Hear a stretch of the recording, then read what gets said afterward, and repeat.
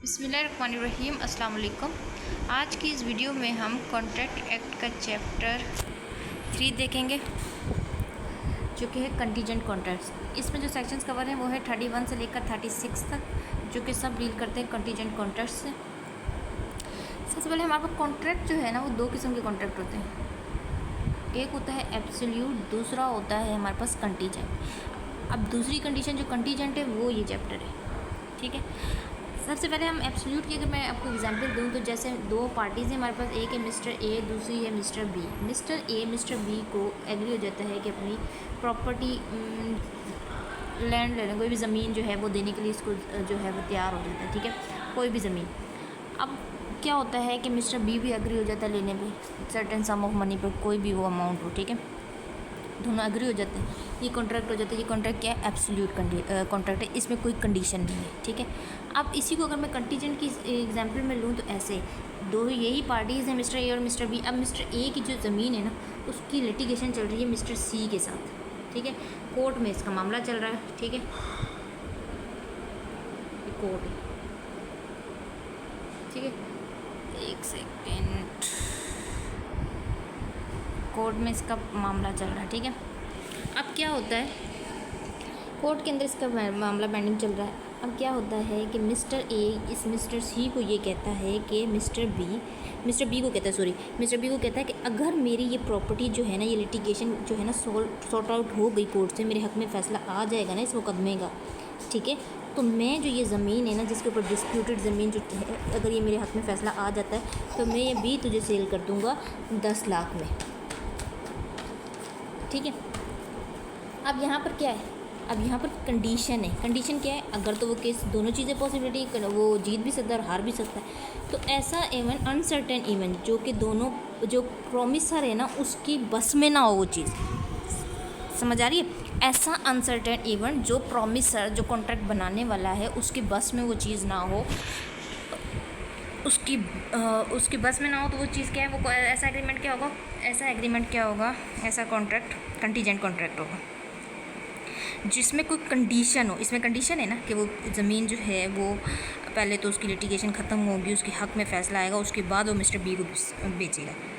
तो ये क्या है? कंटीजेंट कॉन्ट्रैक्ट कहलाता है, ठीक है। अब इसमें जो है कंटीजेंट कॉन्ट्रैक्ट कौन कौन से होते हैं, जैसे इसमें हम कह सकते हैं इंश्योरेंस जो भी हम कराते हैं, वो सारे कॉन्ट्रैक्ट जो हैं वो भी कंटीजेंट हैं। गारंटी का कॉन्ट्रैक्ट कोई करते हैं वो भी, इंडेमनिटी का कॉन्ट्रैक्ट, ये सब आगे आएगा, पढ़ेंगे। तो ये तमाम कॉन्ट्रैक्ट कौन से हैं? ये कंटीजेंट की उसमें ही आते हैं, ठीक है। अब हमारे पास सेक्शन आ जाता है 31, जिसमें कंटीजेंट कॉन्ट्रैक्ट को डिफाइन किया गया है। A contingent contract is a contract to do और not to do something if some event collateral to such contract does or does not happen. अब इसमें क्या बताया गया है? इसमें ये बताया गया है कि कंटीजेंट कॉन्ट्रैक्ट ऐसे कॉन्ट्रैक्ट होते हैं जिसमें कुछ करने या ना करने के लिए कहा जाता है, ठीक है। और वो ऐसा इवेंट होता है उनके वो बस में नहीं होता, दूसरी प्रपोजर की बस में नहीं होता। जो प्रपोजर होता है ना, प्रॉमिसर, उसके बस में नहीं होता ठीक है। इस तरह का उसमें कोई भी कंडीशन इम्पोज की गई होगी, कंडीशन होगी, ठीक है, तो वो क्या है? कंटीजेंट कॉन्ट्रैक्ट है। इसको बेहतर तरीके से समझने के लिए यहाँ पे एक इलस्ट्रेशन गिवन है, वो देख लेते हैं कि ए, दो पार्टीज़ हैं यहाँ पर, मिस्टर ए है और मिस्टर बी है, ठीक है। अब दोनों के दरमियान क्या है? मिस्टर ए क्या कहता है कि भाई इसको जो है 10,000 रुपया देगा अगर बी का जो है हाउस जल जाएगा। अब ये क्या कंटीजेंट कॉन्ट्रैक्ट है? इसको आप इंश्योरेंस ले लें, ठीक है। ए जो है वो समझे इंश्योरेंस कंपनी है, ठीक है। अब वो क्या, बी ने अपनी इंश्योरेंस कराई हुई घर की। अब बी क्या कि बी का अगर घर जल जाएगा ना, तो ए जो कंपनी है, इंश्योरेंस कंपनी जो है, इसको इतने पैसे देगी। तो ये कॉन्ट्रैक्ट क्या है? कंटीजेंट कॉन्ट्रैक्ट है। इसमें कंडीशन है, जब तक घर जलेगा नहीं बी पैसे देगा नहीं, घर जलेगा तो क्या होगा? ये इन्फोर्स होगा, ठीक है। इसके बाद हमारे पास इसके बाद अगला सेक्शन आ जाता है, section 32, enforcement of contract contingent on event happening. Contingent contract to do और not to do anything if an uncertain future event happen can not be enforce by law unless and until that event has happened. इसमें ये बताया गया है कि contingent contract ऐसे contract होता है जिसमें कुछ आपने करना होता है या कुछ नहीं करना होता है, वो अनसर्टेन फ्यूचर इवेंट पर बेस कर रहे होते हैं। तब तक इन्फोर्स नहीं कर सकते जब तक कि वो जो है इवेंट जो है हैपन ना हो जाए। जब तक वो इवेंट नहीं होगा तब तक वो आप कॉन्ट्रैक्ट जो है वो इन्फोर्स नहीं कर सकते। जैसे उसमें अगर जब तक घर नहीं जलेगा तो फिर क्या नहीं था कि आप उसको ये जो है वो पे नहीं कर रहा था, ठीक है। उसमें कंडीशन क्या थी, घर जले। इसी तरह इसमें ये बताया गया है कि जब तक कि फ्यूचर इवेंट जो है वो होगा नहीं, फ्यूचर इवेंट होना ज़रूरी है, वो चीज़ होना ज़रूरी है। जब वो हो जाएगी तो ही जो है कॉन्ट्रैक्ट इन्फोर्स होगा, अदरवाइज़ नहीं। अदरवाइज़ अगर वो चीज़ इन्फोर्स नहीं करा सकते आप, वॉइड हो जाएगी। जैसे इसमें एक इलस्ट्रेशन गिवन है, सी इलस्ट्रेशन देखें। ए कॉन्ट्रैक्ट्स टू पे, पेन ले लो एक मिनट।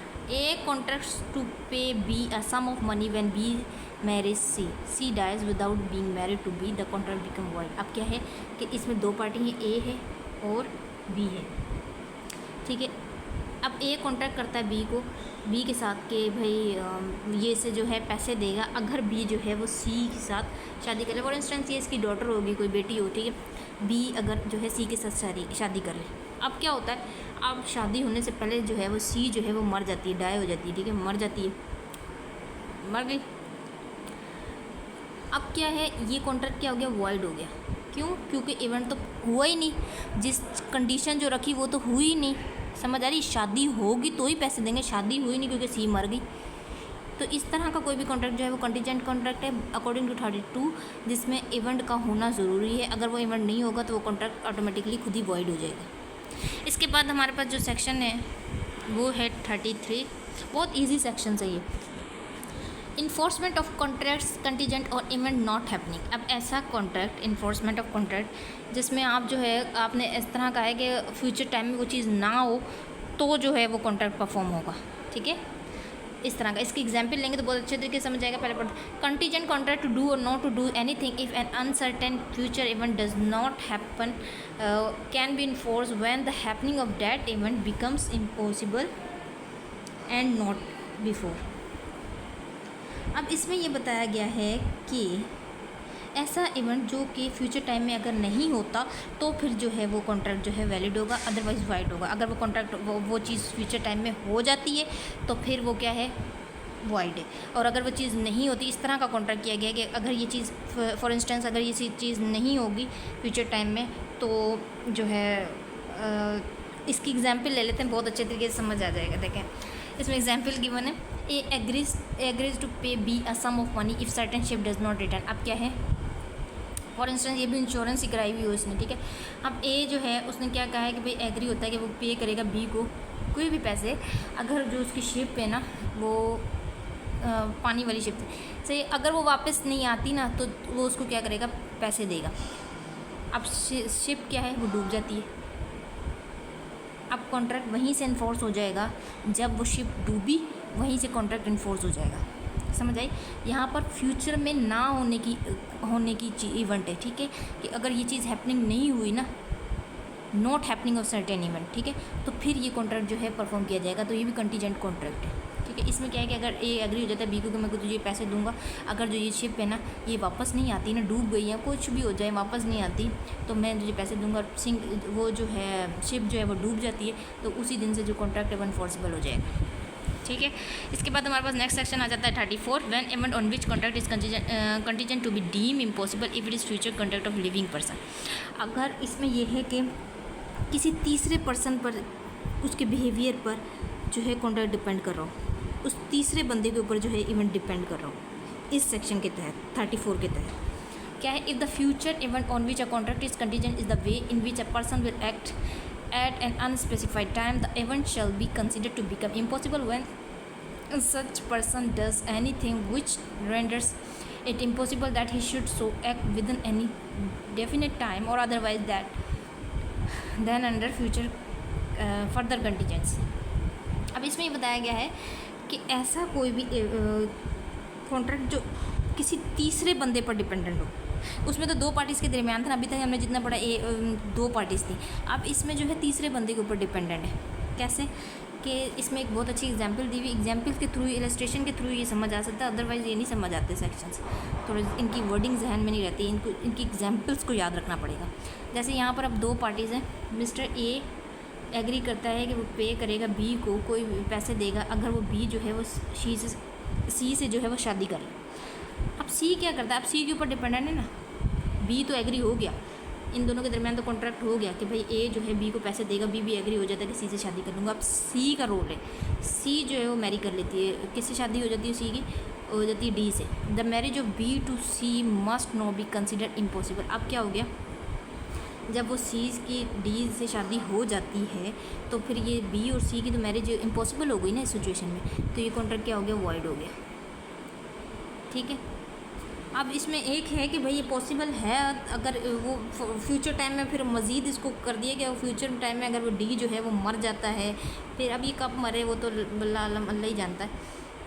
ठीक है, तो अगर डी जो है वो मर जाएगा तो फिर सी उससे शादी कर ले, फिर उसको जो है ए पैसे दे देगा, तो फिर ये कॉन्ट्रैक्ट जो है इन्फोर्स किया जा सकता है। तो ये इतना आसान नहीं है, बस ए अगर इसमें सिर्फ इतनी सी बात है कि सी के ऊपर डिपेंडेंट था, अगर सी जो है वो शादी कर लेता तो ये परफॉर्मेबल था, वैलिड था, और अगर सी ने डी से शादी कर ली यहाँ पे तो वो ये क्या है, इन्फोर्सिबल नहीं है, वॉइड हो गया कॉन्ट्रैक्ट। अब इसी तरह आगे हमारे पास सेक्शन 35 है, इसमें 2 कंडीशन बताई गई हैं कि when contract become void which are contingent on happening of specified event within fix time. इसमें यह है कि इसमें मैं पढ़ नहीं रही, बस ऐसे बता देती हूँ कि ऐसे कॉन्ट्रैक्ट जो वॉइड हो जाएंगे अगर वो जो है हैपनिंग ऑफ स्पेसिफिक टाइम उसमें मेंशन कर दिया हो, ठीक है, इस स्पेसिफिक टाइम तक उसको जो है हो जाए उसकी वो चीज़, अगर फ्यूचर टाइम में उसमें टाइम फिक्स कर दिया, पहले टाइम फिक्स नहीं था, अब इसमें ड्यूरेशन टाइम फिक्स कर दिया, particular with in particular time में ये चीज़ होनी चाहिए। ठीक है, और अगर वो नहीं होती तो वो वाइड हो जाएगा, और अगर वो हो जाएगी तो वो वैलिड हो जाएगा। ठीक है, अब इसमें एक इलस्ट्रेशन गिवन है, इसी की पार्ट 1 की इलस्ट्रेशन गिवन है। ए promises to be pay a sum of money if certain ship returns within year. अब क्या करता है, ए जो है बी से प्रॉमिस करता है कि वो उसको पैसे देगा अगर जो है ना जो शिप है ना उसकी वो विद इन 1 साल के अंदर जो है ना वो वापस आ जाती है। अब कॉन्ट्रैक्ट इन्फोर्स किया जा सकता है, अगर शिप जो है 1 साल के अंदर अंदर वापस आ जाएगी तो कॉन्ट्रैक्ट इन्फोर्स हो जाएगा, और अगर शिप 1 साल के अंदर वापस नहीं आती, ठीक है, तो फिर ये वॉइड हो जाएगा। अगर वो मतलब डूब जाती है या उसका कोई भी काज हो जाता है या वो 1 साल के बाद आती है तो फिर ये उस कंडीशन में क्या है, वॉइड है। परफॉर्म तब किया जा सकता है जब वो 1 साल के अंदर अंदर जो है वो आ जाए, इसमें टाइम मेंशन होगा। ठीक है, इसके बाद इसमें दूसरा पार्ट है कि व्हेन कॉन्ट्रैक्ट में be enforce which are contingent on specific event not happening within fix day time. अब उसमें इवेंट का हैपन होना था, ठीक है, लेकिन फिक्स टाइम पे। अब इधर जो है वो इवेंट ना हो फ्यूचर टाइम में, लेकिन उसमें भी फिक्स टाइम तक वो चीज़ नहीं होनी चाहिए। जैसे इसमें इलस्ट्रेशन गिवन है कि ए प्रॉमिस करता है बी को कि वो जो है ये सेकंड बी जो इलस्ट्रेशन है ये ए प्रॉमिस करता है बी को कि वो जो है पैसे देगा अगर सर्टेन शिप डजंट रिटर्न, ठीक है, विद इन ईयर, 1 साल तक अगर वो शिप जो है ना उसकी नहीं आती ना वापस तो वो उसको पैसे देगा। अब कॉन्ट्रैक्ट इन्फोर्स किया जा सकता है अगर शिप जो है 1 साल के अंदर अंदर जो है वो नहीं आती, यहाँ पे डूब जाती है, जल जाती है, बर्न हो जाती है, कुछ भी काज हो, ठीक है। अगर वो 1 साल तक नहीं होता तो फिर वो इन्फोर्सिबल हो जाएगा। और अगर ऐसा हो ना कि अगर मतलब साल की ड्यूरेशन दी हुई है, वो साल से पहले ही अभी 6 माह हुए, 7 माह हुए और वो शिप जो है वो पहले ही डूब गई तो भी कॉन्ट्रैक्ट उसी टाइम इन्फोर्स हो, क्योंकि अब उसके चांसेस ही नहीं है कि वो वापस आएगी शिप। ठीक है, तो ये कंटीजेंट कॉन्ट्रैक्ट है। अब हमारे पास इसका लास्ट सेक्शन है agreement contingent on impossible event void. ठीक है, ऐसे एग्रीमेंट जो पॉसिबल ही नहीं है कि वो इवेंट जो है वो हो सकेगा, ठीक है, फ्यूचर टाइम में, तो इस तरह का एग्रीमेंट जो है वो वाइड ही होगा। कंटीजेंट एग्रीमेंट टू डू और not to do anything if an impossible event happens are void whether the impossibility of the event is known or not to the parties to the agreement at the time when it is made. इसमें ये बताया गया है कि ऐसे agreement कुछ भी करने के लिए या ना करने के लिए जो कि इवेंट जो है वो फ्यूचर टाइम में पॉसिबल ही नहीं है, इम्पॉसिबल है कि वो हो, ठीक है। तो इस तरह का कोई भी इवेंट अगर आप कर लेंगे ना, कोई भी शर्त होगी, इस तरह की कोई कंडीशन होगी तो वो वाइड है, भले ही वो इम्पॉसिबिलिटी जो है वो पार्टीज उसको जानती हो जब वो कॉन्ट्रैक्ट कर रही हो या उनकी नॉलेज में ना हो, इट डजेंट मैटर। ठीक है, अब जैसे कि इसमें इलस्ट्रेशन बी जो है ये सेक्शन समझ आ जाएगा। ए एग्री करता है कि भाई वो पे करेगा बी को 1000 रुपया, बी जो है मैरी कर ले ए की डॉटर सी से। अब सी जो है वो डेड थी eight the time of agreement. अब यहाँ पर एग्रीमेंट वाइड है, क्यों?